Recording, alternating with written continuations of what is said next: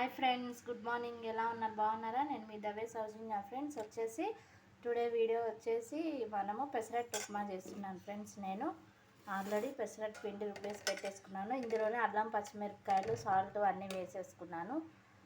వచ్చేసి stove on చేసేసుకొని pan పెట్టేసుకున్నాను ఫ్రెండ్స్ రెడీగా. ఇదిగోండి పెసరట్టు వేసేసుకుంటున్నాను.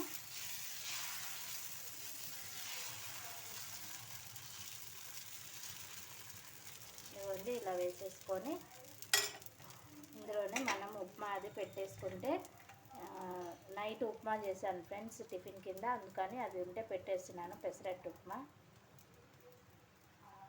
ఏం టేస్టీగా కూడా ఉంటుంది ఫ్రెండ్స్. ఇది ఇందులోకి మనం కొబ్బరి చట్నీ, అల్లం పచ్చడి వేసుకొని తింటే చాలా టేస్టీగా కూడా ఉంటుంది. లేదు అంటే ఇట్లా అయినా సరే, ఏది ఉంటే అది మనం కారపొడితో అయినా తింటే చాలా టేస్టీగా కూడా ఉంటుంది పెసరట్టు ఉప్మా.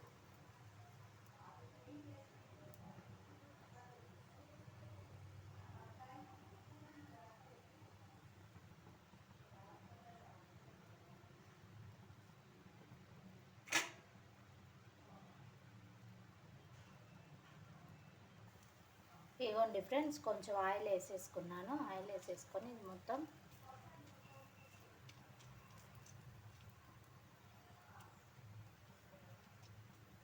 ఇట్లా చేసేసుకుంటే చాలా బాగుంటుంది.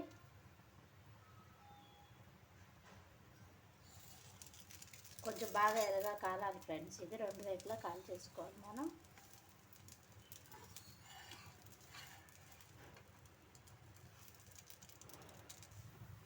ఇదిగోండి ఫ్రెండ్స్, ఇది కూడా మొత్తం కాలిన తర్వాత ఇది మొత్తం మనము ఇలా వేసేసుకోవాలి.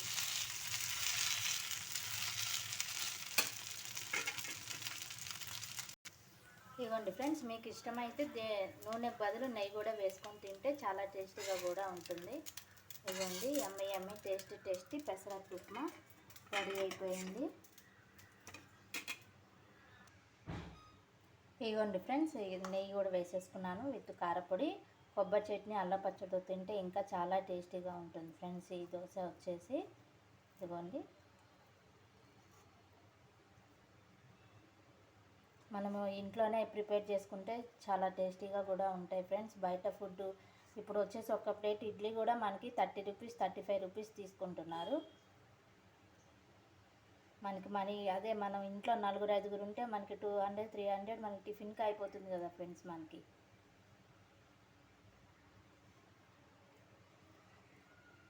సూపర్ ఉంది ఫ్రెండ్స్ పెసరట్టు ఉప్మా.